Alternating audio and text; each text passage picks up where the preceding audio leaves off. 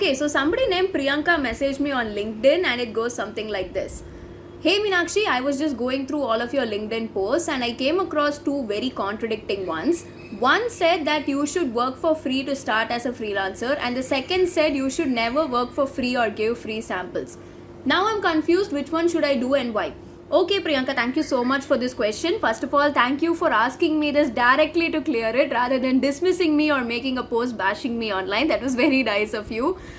I stand by both the points I said, though both of them were said in two different contexts.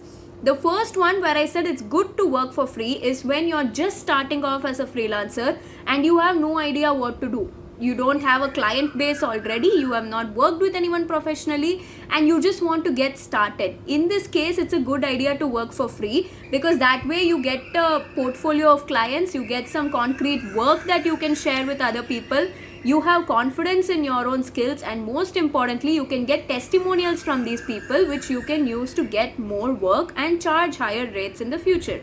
The second point where I've said never work for free and never give free samples is when you have already established as a freelancer and when you're reaching out for outbound leads on like Glassdoor or LinkedIn or something like that, and on these platforms people ask you for free samples. In these cases, I don't encourage giving a free sample because in many cases these jobs might not even be authentic, or they are getting in so many entries that yours gets lost there.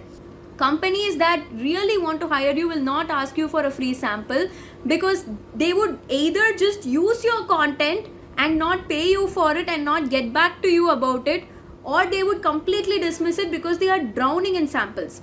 What you can do other than this is you speak directly to this person, get their mail ID or message them on LinkedIn, tell them you're interested in this and tell them, let me start working for you already. If you like the content I've written, you pay the full price, onboard me and use the content. If you didn't like the content, pay me half the price or maybe 25 paisa per word, something very basic, but pay me for it. So that way you are also incentivized to work, and there is a kind of impromptu contract set up here where the client knows they are going to pay you, they know you're serious about this and you're also serious about this. You make it a priority amidst all your other work. So these are the two contexts in which I said it, knowing when to work for free and when not to.